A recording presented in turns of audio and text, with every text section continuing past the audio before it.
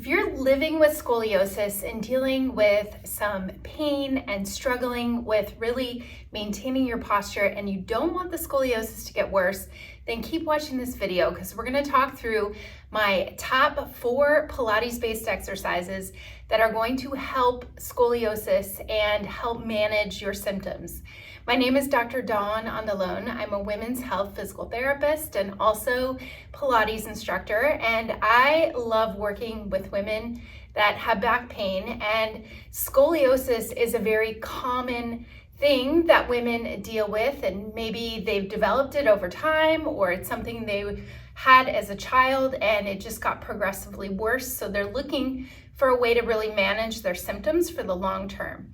Now, scoliosis can be in the lower part of your back, this lumbar area, or it can be in the more middle part of your back, the thoracic spine area. But causing a little bit of a curvature and a shift will also create a rotation.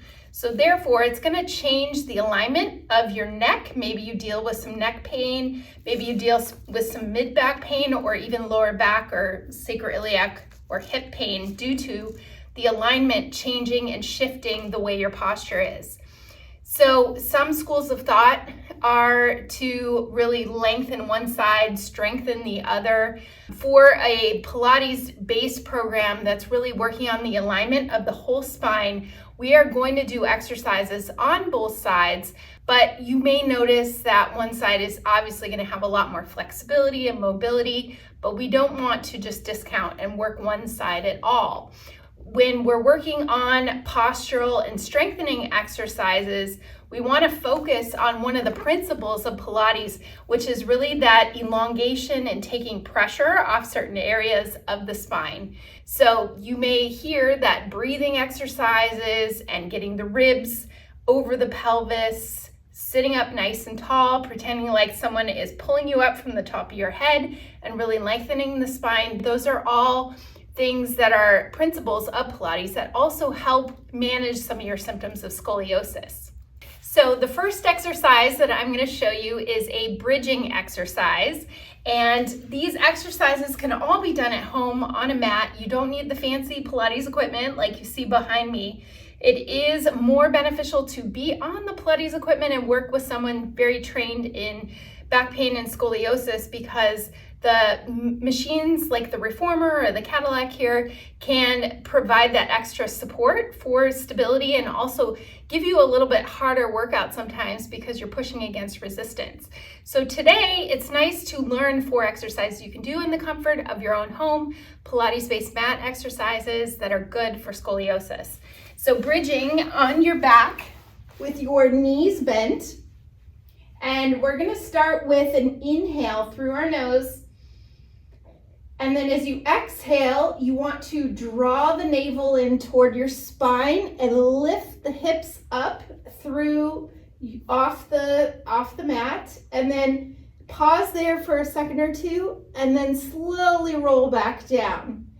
Now we're going to try this in, call it a segmental bridge. So we're going to think of tucking our pelvis, lifting your pubic bone up on your exhale and peeling your spine up off the mat. Pause for a second or two, and then slowly drop the ribs, drop the lower back, and then finally the tailbone last. I'm going to tuck the pelvis first and lift up, and then soften the ribs, drop the ribs, the lower back, and then finally the pelvis last. Now with these exercises, you want to, there's no right or wrong way how to do the breathing, but I want you to not hold your breath, just breathe through the exercise. So therefore you're using your muscles more efficiently with that exhale.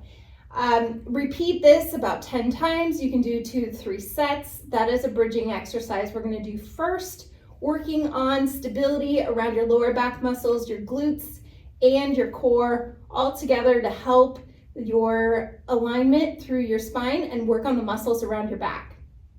The next exercise, one of my favorites, called the Mermaid. And in a Mermaid exercise, we are having one leg in front of you. So I'm showing my left leg is in front and my right leg is behind me. This does require some hip mobility to be in this position. If this is very uncomfortable for you and you can't get in this position, then you can try it in a cross-legged position, or you can even elevate your bottom on a yoga block or a bigger pillow or a box, something where you're going to be a little more elevated and you can still perform the exercise just with some modifications.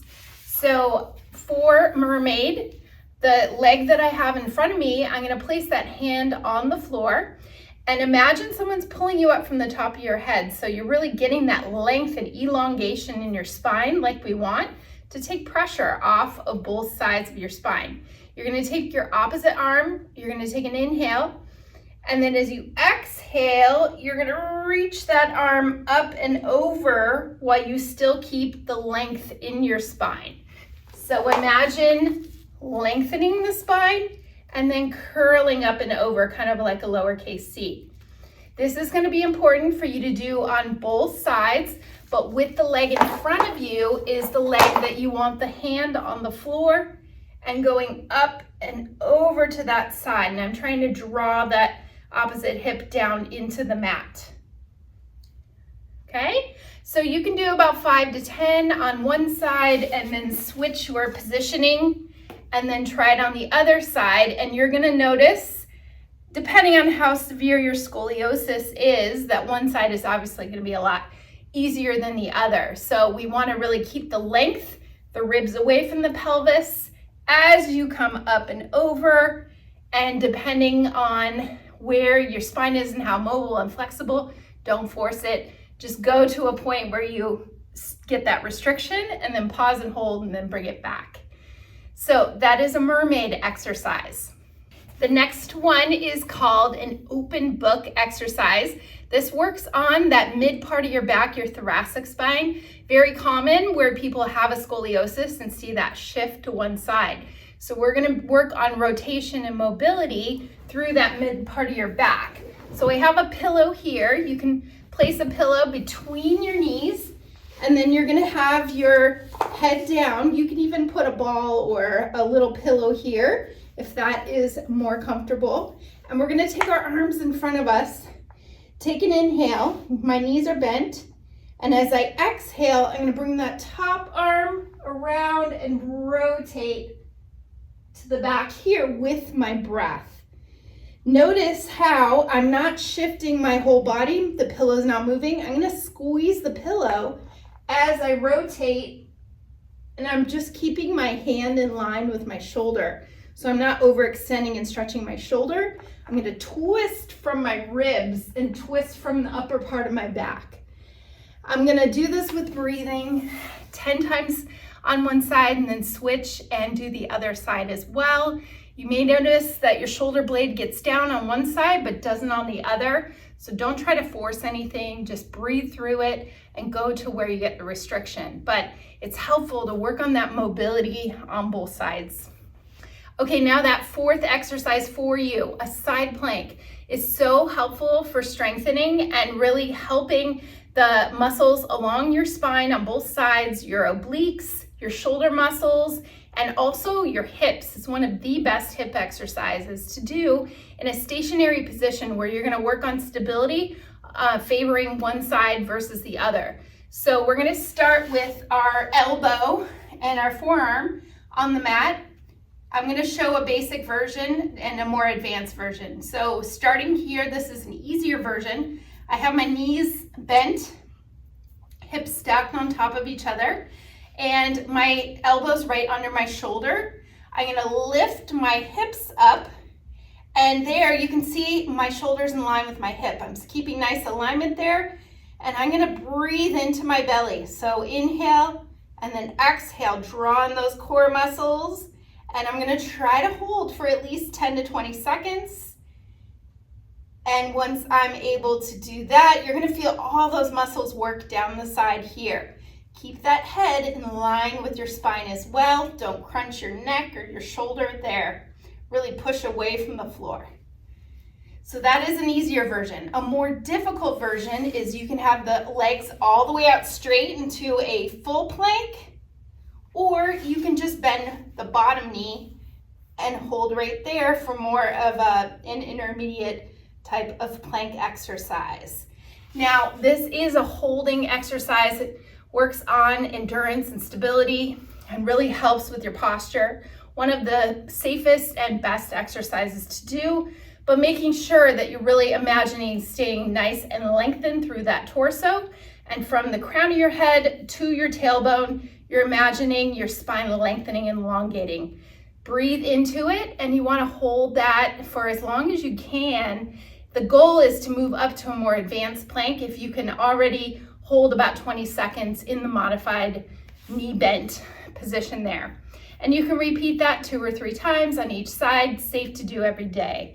Now, these exercises, if you're getting any pain or discomfort, don't force through it. It's best to go consult with a physical therapist or even a Pilates instructor that specializes in back pain or scoliosis.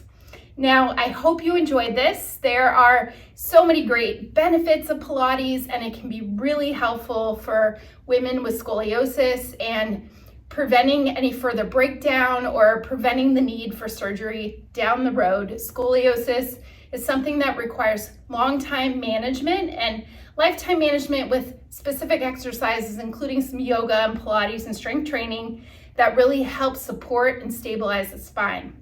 Now, if you're trying any of these exercises and you have questions, comment below. I'd love to hear back from you. And if you haven't subscribed, I have a bunch of other videos on this channel all about back pain and Pilates, and I'd love for you to subscribe and get notified when we release new videos. So thanks so much for watching, and enjoy your Pilates routine.